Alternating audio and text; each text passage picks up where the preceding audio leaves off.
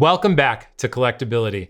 Here in front of me, I have a selection of our new inventory from our new drop of pieces available on collectability.com.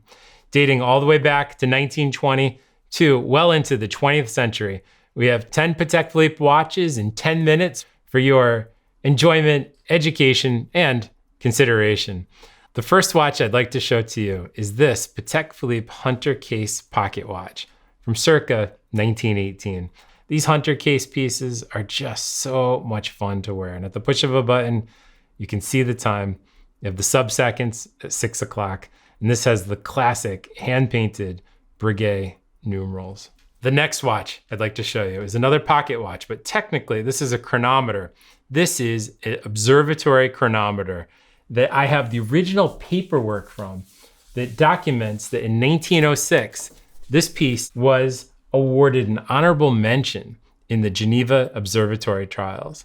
When looking at this timepiece, there's a couple things that really jump out. First is the color of the dial. I want you to note that cream amber color of the dial compared to the ivory white of the dial with my Hunter Case pocket watch. This amber enamel was very popular with no other than Henry Graves Jr. So when you see this on a chronometer, you know that it's something that was made for a very important client that was specially requested, because these dials made by Stern Frere cost more money to have that coloration than the classic white ivory color. The next thing I want to point out is the hidden hinge. You'll notice at the bottom of the case, you see no hinge. This is the ultimate celebration of the case maker's art. And as I open the case, you'll see how it breaks open perfectly without any seam when you open and close the watch. As we open it up and remove the dust cap, we'll see that the movement is signed, of course, Patek Philippe, but also by the retailer, in this case, Tilden Thurber from Providence, Rhode Island. Now, I went to college in Providence, and I remember walking by the Tilden Thurber building, which is still there today. And this watch was sold through the hallowed halls of Tilden Thurber many years ago. Now, I'd like you to take a close look at this movement. Looking at the escapement, you'll notice two things. It has a diamond end stone. It doesn't have a regular ruby end stone. It has a diamond end stone, which is quite typical of chronometers from that era. You'll see on the movement, it says extra. This is the highest quality movement that Patek Philippe was making during this era. And you can't see it now because the balance is moving back and forth, but we know from the observatory certificates, this has a Guillaume balance. It's a bimetallic cut balance, and the Guillaume gives it this accuracy that literally was the best that money could buy during that time period. From the finish of this movement to the Guillaume balance to the diamond end stone, this is truly a watchmaker's watch. This is a watch for someone who appreciates technical beauty, but aesthetically, it's also gorgeous. Next, I have a reference 2594/4 in yellow gold. This I am so excited to have. We've had flying saucers before. The reference 2594 is nicknamed the flying saucer. You see them with patterned bezels. You see them with hobnail bezel, but I've never seen one with a fluted bezel, only in archive pictures. But this is the first time I've seen that watch from the archive picture on my wrist. The first time I've seen one in person. So the 2594 is just this beautiful classic 1950s to 1960s reference. And these are gaining a lot of attention now as collectors love these mid-century design watches. Next, I am thrilled to present to you a watch that is just blowing my mind. And I'm going to share some new scholarship as we're studying and learning about this particular reference 96. Now, we all know the 96. It's like the staple time-only wristwatch in Patek Philippe's history. But the provenance on this watch is what makes it even more exciting.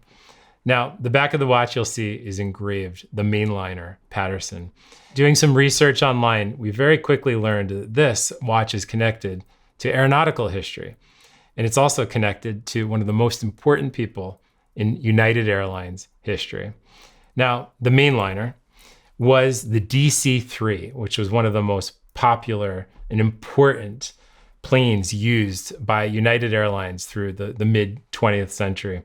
And the person who created United Airlines, modern United Airlines, was a gentleman called William Patterson. And we strongly believe that this watch was Mr. Patterson's piece. He was the first person to bring the concept of flight attendants. In 1930, he hired 8 nurses to work on planes, and they were the first stewardesses of the era. He ignited the airline world by putting together United Airlines. And for the aeronautical community, Patterson's name is very well known and celebrated. To have Patterson's watch on his original associated bracelet is just so much fun.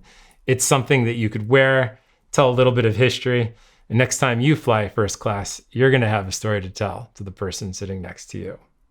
And now let's take a look at some of our more modern watches as I put to the side some of these vintage beauties.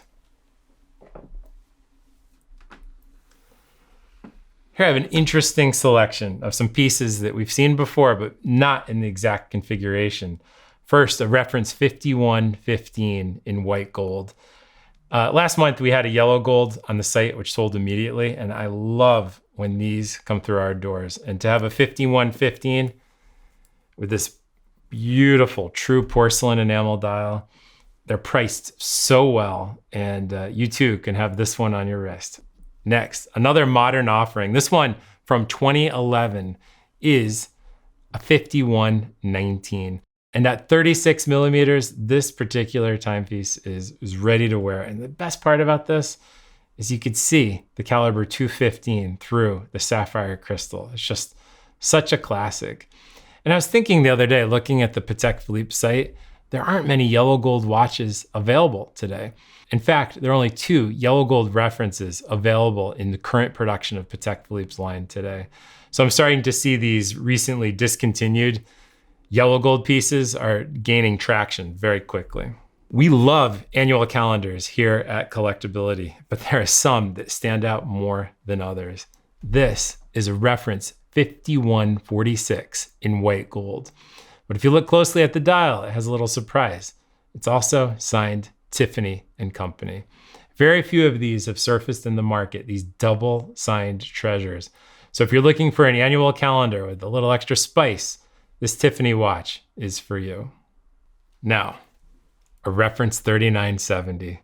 We've discussed these quite a bit in the past here on Collectability, and we haven't seen so many white gold examples. Yellow ones from time to time, platinum occasionally, but almost never do white gold ones surface. Why? Because they're the rarest of the late series reference 3970. And if you're looking for a perpetual chrono that's something that you want to keep for generations, look no further than this white gold 3970. Now to wrap up looking at a selection of our new offerings, I have 2 Nautilus watches. It's so much fun when we see a Nautilus.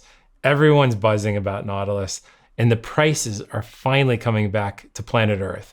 This is the perfect example. This is a 3712 line 1A. It's from 2006. And when this first came out in 2005, I was working at Patek Philippe at the time. I was just shocked that Patek Philippe dared to put a moon phase power reserve combined with a Nautilus. It was a first, but the look has grown on me. With the sudden change in prices that we've seen in the marketplace, I've just repriced this one. It's available now on collectability.com at a very tempting price that will not last for long. Last but not least, I have a reference 5740 line 1G to show you. Now this is still in the line, and this particular piece retails today with Patek Philippe for $151,000. But the example that I'm holding now is something quite special. You'll note the Tiffany signature. It's complete, box and papers and everything the watch was born with in this incredible condition. And to own a 5740 line 1G remains to be a unicorn of the modern collecting community. So there you have it, 10 Patek Philippe watches in 10 minutes from over 100 years of production. Thank you for joining us today. If you enjoyed this video, please like and subscribe on Instagram, YouTube, and also TikTok. And until next time, enjoy the hunt.